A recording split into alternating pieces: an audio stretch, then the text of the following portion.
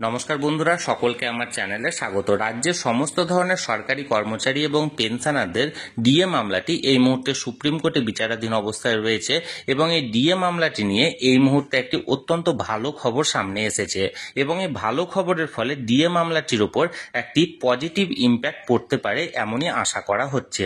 কি সেই খবরে কি বলা হয়েছে এবং কতটা পজিটিভ ইম্প্যাক্ট পড়তে পারে সকল কিছু আজকের ভিডিওতে বিস্তারিতভাবে আলোচনা করব।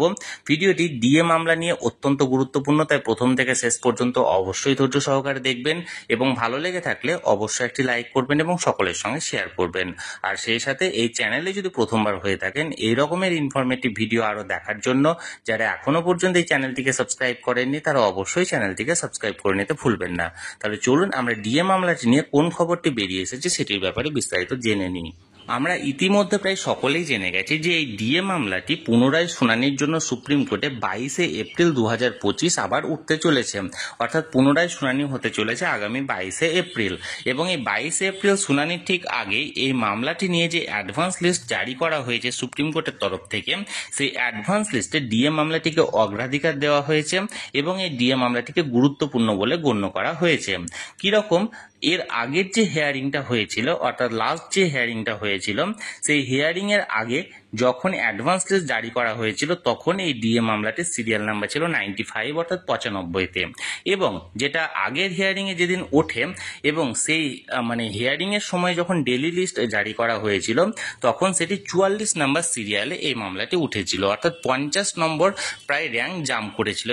এটি প্রতিবারই যে কোনো মামলার ক্ষেত্রে ঘটে থাকে, অর্থাৎ যে কোনো মামলার জন্য যখন অ্যাডভান্স লিস্ট আগে থেকে জারি করা হয় তখন যে সিরিয়াল নাম্বারটা থাকে, এরপর যখন ডেলি লিস্টে নির্দিষ্ট দিনে মামলাটি ওঠে তখন সেই ডেলি লিস্টে সিরিয়াল নাম্বারটি কমে আসে এবং সেটা প্রায় 40 থেকে 50 পর্যন্ত সিরিয়াল নাম্বার কমার নজির দেখা গেছে।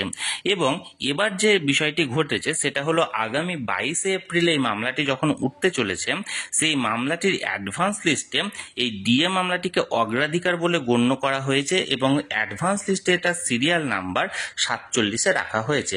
অর্থাৎ অ্যাডভান্স লিস্টে যখন 47-এ রাখা হয়েছে, যখন এটি নির্দিষ্ট দিনে অর্থাৎ 22 এপ্রিল যখন শুনানির জন্য উঠবে তখন ডেলি লিস্টে সেটা আরো অনেকটা কমে আসবে এবং মনে করা হচ্ছে প্রথম 10-এর মধ্যে এই সিরিয়াল নাম্বারটি তখন স্থান পাবে এবং 10-এর মধ্যে স্থান পেলে প্রথমার্ধেই এটা উঠতে পারে এবং শুনানির জন্য যথেষ্ট টাইম থাকবে।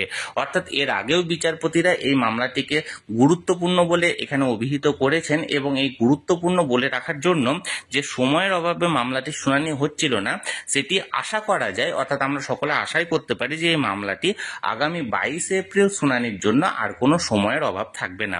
এখন শুনানি হচ্ছে কি হচ্ছে না বা বিচারপতিরা অন্য কোনো কথা বলছেন কি বলছেন না সেটা আমরা পরবর্তী ক্ষেত্রে আমরা সেটা জানতে পারবো। এখন আপাতত যে খবরটি জারি করা হয়েছিল সেটি আমি সরাসরি আপনাদের সঙ্গে শেয়ার করলাম। এই নিয়ে যদি আপনাদের কোনো কিছু বলার থাকে অবশ্যই কমেন্ট করুন, আর ভিডিওটি ভালো লেগে থাকলে অবশ্যই একটি লাইক করুন এবং সকলের সঙ্গে শেয়ার করুন। আর সেই সাথে এই চ্যানেলে যদি প্রথমবার হয়ে থাকেন এই রকমের ইনফরমেটিভ ভিডিও আরো দেখার জন্য যারা এখনো পর্যন্ত চ্যানেলটিকে সাবস্ক্রাইব করেননি তারা অবশ্যই চ্যানেলটিকে সাবস্ক্রাইব করে রাখুন। ধন্যবাদ, দেখা হচ্ছে পরের ভিডিওতে।